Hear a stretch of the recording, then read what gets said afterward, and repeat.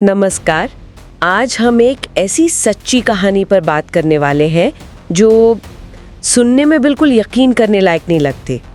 द्वितीय विश्व युद्ध के दौरान सोवियत सेना का सबसे कम उम्र का सिपाही, सिर्फ 6 साल का बच्चा सर्गेई अलेश्कोव। शुरू होती है सर्गेई की कहानी। जरा सोचिए, एक 6 साल का बच्चा अपने घर में सो रहा है और अचानक दरवाजे पर जोर की दस्तक होती है। उसकी पड़ोसन है घबराई हुई, बताती है कि जर्मन गांव में घुस आए हैं और उसकी माँ और भाई मारे जा चुके हैं। हे भगवान! वो सर्गेई को खिड़की से बाहर धकेलती है, कहती है भागो। और जैसे ही वो भागता है, वो पलट कर देखता है कि जर्मन सैनिक उस पड़ोसन को भी गोली मार देते हैं। सोचिए उस बच्चे पे क्या बीती होगी उस वक्त। कल्पना करना भी मुश्किल है। अपनी जान बचाने के लिए वो 6 साल का सर्गेई जंगल में भाग जाता है। अगले दिन जब जर्मन सैनिक नजदीक आते हैं तो वो पेड़ों के पीछे छिप जाता है। अच्छा। यहाँ तक कि जब एक सांप उसके बिल्कुल पास आ जाता है, वो हिलता तक नहीं, आवाज नहीं करता, चुपचाप छिपा रहता है। कमाल है। ये जो बहादुरी दिखती है ना, ये शायद गहरे सदमे का नतीजा भी हो सकती है। कई बार ऐसा होता है कि डर महसूस करने की जो क्षमता है वो कुछ देर के लिए जैसे दब सी जाती है और सिर्फ जीने की जिद वो हावी हो जाती है। उस नन्ही सी उम्र में अपना परिवार खोकर अकेले जंगल में, ये असाधारण मानसिक मजबूती है सच में। जब सैनिक चले जाते हैं तो सर्गेई उनके छोड़े हुए कुछ खाने के टुकड़े उठाता है और जंगल में और अंदर चला जाता है। लेकिन वो थोड़ा सा खाना कितनी देर चलता? हाँ बिल्कुल। भूख फिर सताने लगती है। जंगल में और कुछ खाने को मिलता नहीं तो वो पेड़ के पत्ते खाने लगता है। पत्ते? हे भगवान! हाँ, फिर बमबारी शुरू हो जाती है। इस बार भी वो डरता नहीं है। पास पड़ी एक लकड़ी को उठाता है, उसे बंदूक की तरह पकड़ता है और लड़ने की ठान लेता है, जैसे अपने परिवार का बदला लेगा।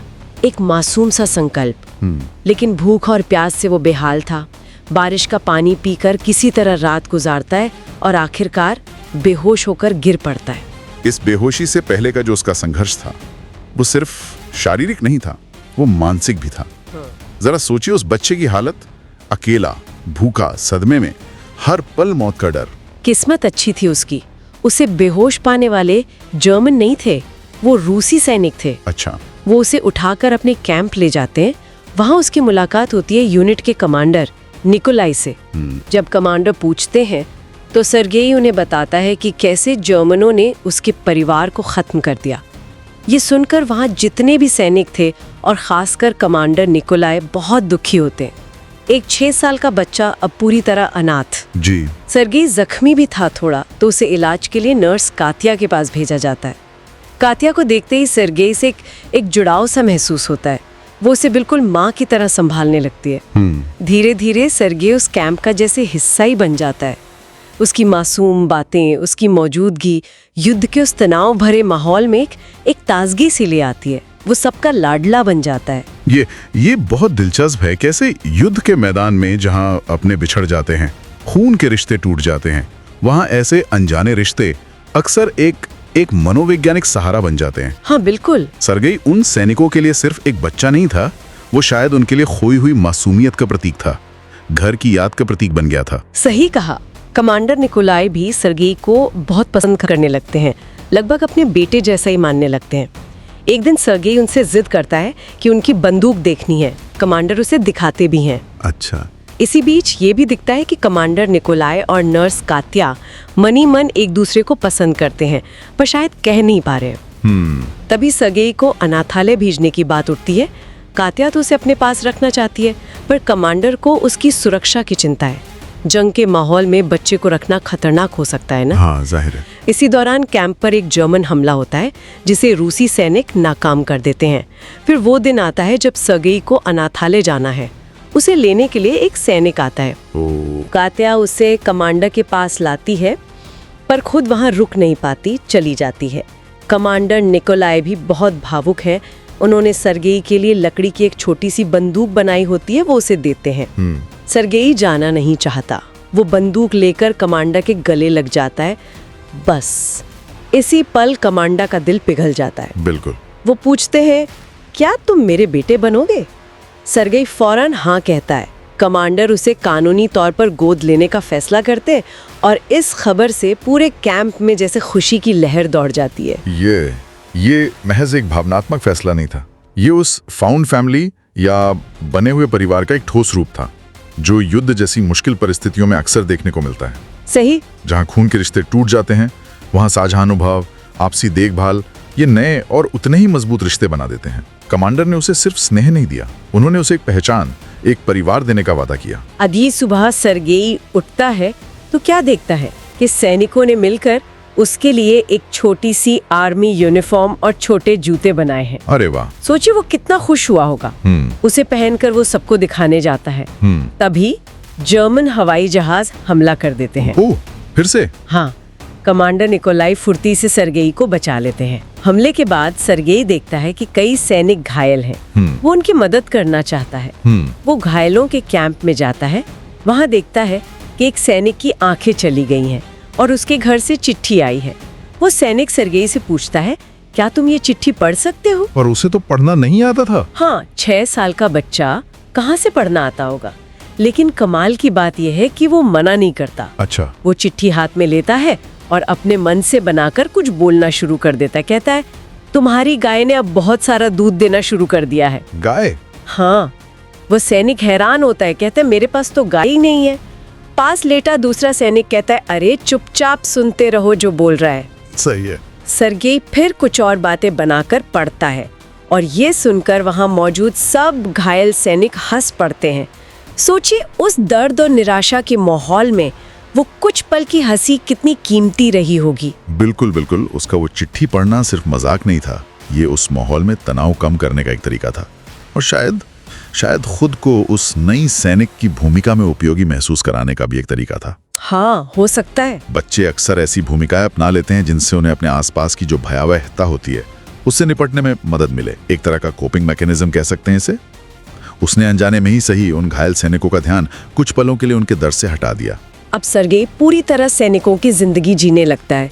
सुबह उठकर उनकी तरह शेविंग करने का नाटक करता है। अच्छा।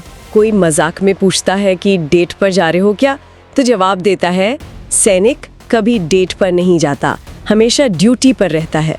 क्या बात है। कमांडर उसे चिट्ठियां बांटने जैसे छोटे मोटे काम देते हैं जिन्हें वो पूरी जिम्मेदारी से करता है। और वो सिर्फ माहौल हल्का करने या छोटे काम करने तक ही सीमित नहीं रहता, वो असली बहादुरी भी दिखाता है। अच्छा, कैसे? एक दिन सैनिकों ने उसे एक दूरबीन दी होती है। वो उससे जंगल में देख रहा होता है तो उसे झाड़ियों के पीछे 2 जोड़ी जूते दिखते हैं। जूते? सिर्फ जूते? हाँ। उसे शक होता है। वो फौरन कैंप जाकर बताता है। जब सैनिक वहाँ जाते हैं तो पता चलता है कि वो 2 जर्मन जासूस थे। उन्हें पकड़ लिया जाता है। अरे वाह, कमाल कर दिया। कमांडर निकोलाई उसकी तारीफ करते हुए कहते हैं, तुम एक बहुत बहादुर सोल्जर हो। और यहाँ हम देखते हैं कि कैसे सर्गेई सिर्फ यूनिट का दुलारा या शुभंकर नहीं रहा, वो सक्रिय रूप से योगदान दे रहा था। जी बिल्कुल। एक और घटना है जो उसकी बहादुरी साबित करती है। लड़ाई के दौरान कम्युनिकेशन का जो टेलीफोन तार होता है वो टूट जाता है। कमांडर एक सैनिक को भेजते हैं तार जोड़ने, पर वो घायल हो जाता है। सर्गेई भी उसके पीछे पीछे गया होता है। वो उस घायल सैनिक से पूछता है कि तार कैसे जोड़ना है। ओह। सैनिक मना करता है क्योंकि गोलियां चल रही थी, बहुत खतरा था। लेकिन सर्गेई नहीं मानता। तरीका पूछकर गोलियों के बीच जाकर वो तार जोड़ देता है। क्या 6 साल का बच्चा गोलियों के बीच? हाँ, और इससे कम्युनिकेशन लाइन फिर से चालू हो जाती है। इसने तो कमाल ही कर दिया। ये वाकई असाधारण है। इस सब के बीच सर्गेई ये भी देख रहा है कि उसके पिता मतलब कमांडर निकोलाई और नर्स कात्या एक दूसरे को पसंद तो करते हैं पर कुछ कह नहीं रहे। अच्छा, बच्चा सब समझ रहा था? हाँ, तो वो अपनी तरफ से कोशिश करता है। वो कात्या के पास भागकर जाता है और कहता है, जल्दी चलिए, कमांडर की तबीयत बहुत खराब है। अच्छा, शरारत। हाँ। कात्या घबराकर कमांडर के टेंट में जाती है तो देखती है कि वो तो बिल्कुल ठीक है। दोनों समझ जाते हैं कि ये सर्गेई की शरारत है उन्हें मिलाने की। इस घटना से शायद उनके बीच की जो झिझक थी वो कुछ कम होती है। अगली सुबह कमांडर निकोलाई कात्या से पूछते हैं, क्या तुम सर्गेई की माँ बनना चाहोगी? अरे वाह। और कात्या हाँ कर देती है। एक परिवार जैसे पूरा होने की तरफ बढ़ रहा था। कुछ समय बाद यूनिट को नई जगह जाने का आदेश मिलता है। नई जगह पर कमांडर अपने जनरल से मिल रहे होते, तभी सर्गेई पूरी यूनिफॉर्म में आता है, एकदम कड़क। अच्छा। पहले जनरल और कमांडो को सल्यूट करता है, फिर पूछता है, सर आज मेरे लिए क्या ऑर्डर है? क्या बात है। कमांडर उसे काम देते हैं सैनिकों की जरूरतों की लिस्ट बनाने का। सर्गे पूरी गंभीरता से लिस्ट बनाकर लाता है और सौंपने के बाद जनरल से कहता है, सर मैं चाहता हूँ कि आप मेरे पिता कमांडर निकोलाई और नर्स कात्या की शादी की परमिशन दे दें। सीधा जनरल से परमिशन? हाँ, ये सुनकर सब हंस पड़ते हैं, पर सर्गे बिल्कुल गंभीर था। बच्चे का भूलापन और बड़ों जैसी जिम्मेदारी का एहसास, गजब का मेल है ना। लेकिन युद्ध अभी खत्म नहीं हुआ था। उसी रात को जर्मन नए कैंप पर एक बड़ा हमला कर देते हैं। इसमें कमांडर निकोलाई बुरी तरह घायल हो जाते हैं। जब सर्गे उन्हें उस हालत में देखता है तो उसकी आंखों में आंसू आ जाते हैं। वो अपना पहला परिवार खो चुका था, अब इन्हें नहीं खोना चाहता था। जाहिर है डर गया होगा बच्चा। हाँ, लेकिन कमांडर उसे देखते हैं और कहते हैं, सैनिक कभी आंसू नहीं बहाते। सर्गे चुप हो जाता है।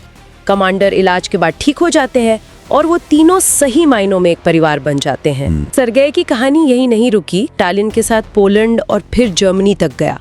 युद्ध के अंत तक उसने सेना में अपनी सेवाएं दी। ये एक ऐसी यात्रा है जो कल्पना से भी परे लगती है।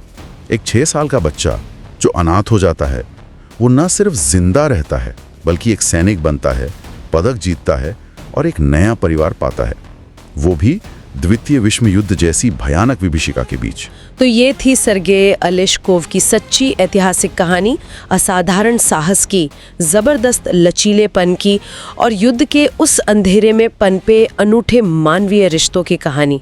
वाकई अविश्वसनीय। बिल्कुल। और ये कहानी हमें सोचने पर मजबूर करती है ना।